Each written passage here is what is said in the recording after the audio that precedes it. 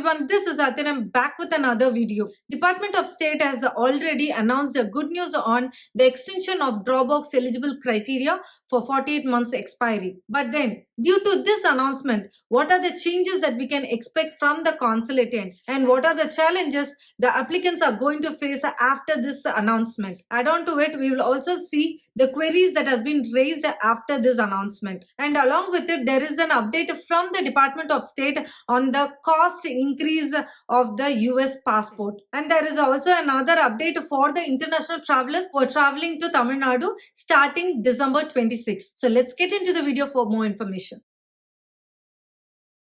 I think you might be aware of the latest announcement from the Department of State on the extension of Dropbox eligibility. But this time the announcement was not only on the extension but also few other points have been added. So the main 4 points which has been highlighted as a part of this announcement is: number 1, they have extended the existing Dropbox eligible criteria. Number 2, they have included another criteria for the Dropbox eligibility, meaning applicant who were previously issued any type of visa category and have not been refused are eligible for Dropbox. Number 3, the applicant should be in the same country of nationality or residence. Number 4, they have also mentioned about ineligibility, which is not very clear. Maybe we can expect an explanation or any points to be added in coming days from the consulate.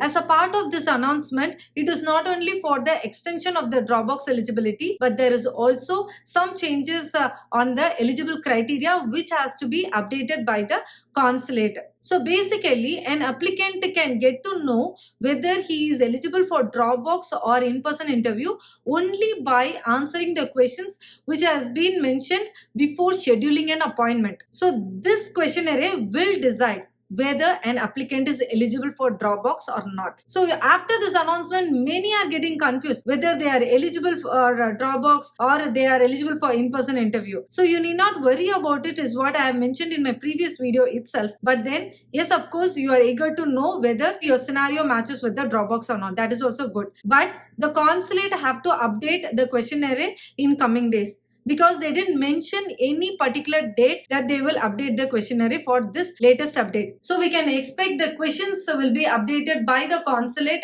in coming days. And we can also expect the number of questions to be increased, because now the criteria is more compared to what it's in 2021.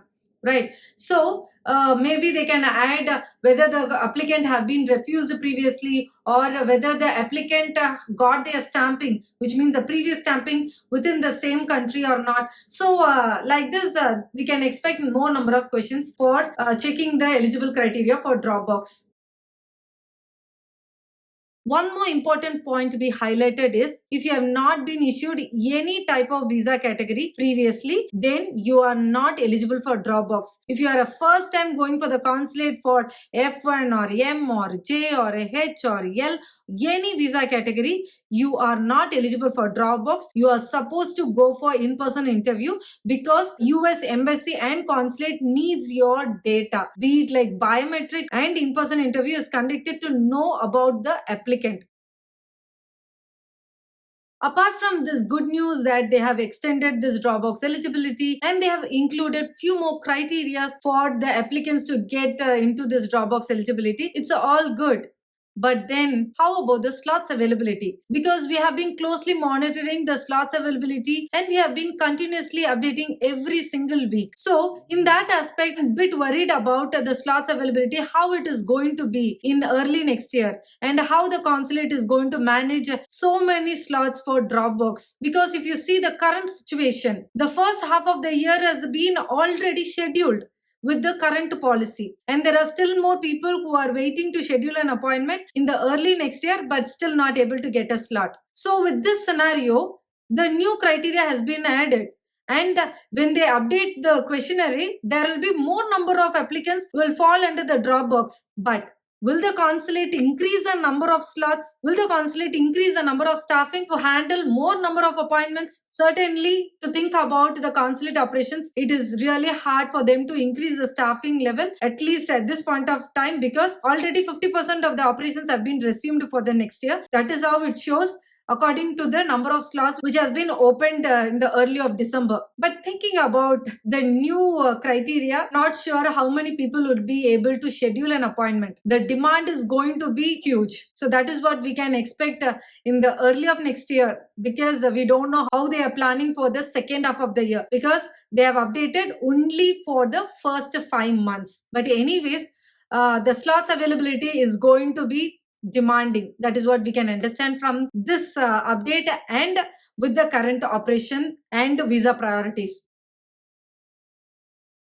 On the other side, if you see, the applicants who are eligible for in-person interview are having high chances of getting the slots compared to the applicants who are eligible for Dropbox due to the huge demand for Dropbox. But if you see the advantage and disadvantages of Dropbox, if you are eligible for Dropbox, of course it is an advantage, because in a family, one person can drop the entire document set on behalf of the entire family. And also they can choose any drop-off locations apart from 5 consulates. There are 5 VAC centers and 6 drop-off locations, and they have 11 options for dropping their documents. But the disadvantage for Dropbox is they will not be able to make an emergency request.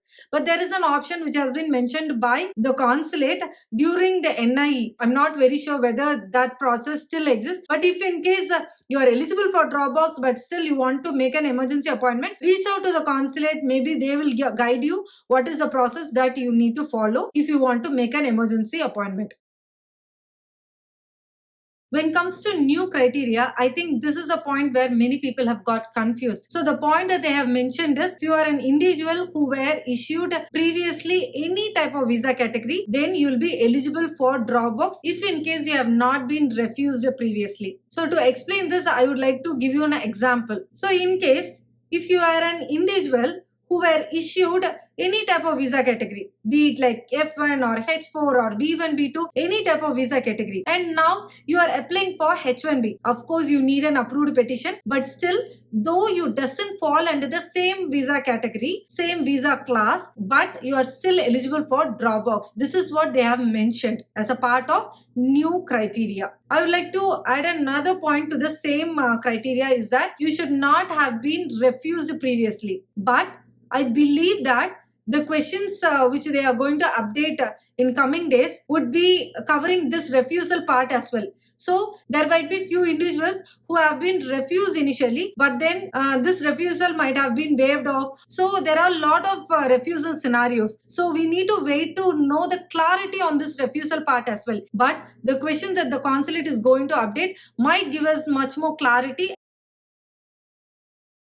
One more clarification that is required from the Department of State on this Dropbox eligible criteria is regarding L visa category, because with the current Dropbox eligible criteria, L1 blanket is not eligible for Dropbox, but L2 spouse are eligible for Dropbox. But as a part of this announcement, they have mentioned only L in the list of non-immigrant work visa category. It gives us confusion whether now they have included L visa also into the Dropbox, or they are still allowing only L2 spouse eligible for Dropbox.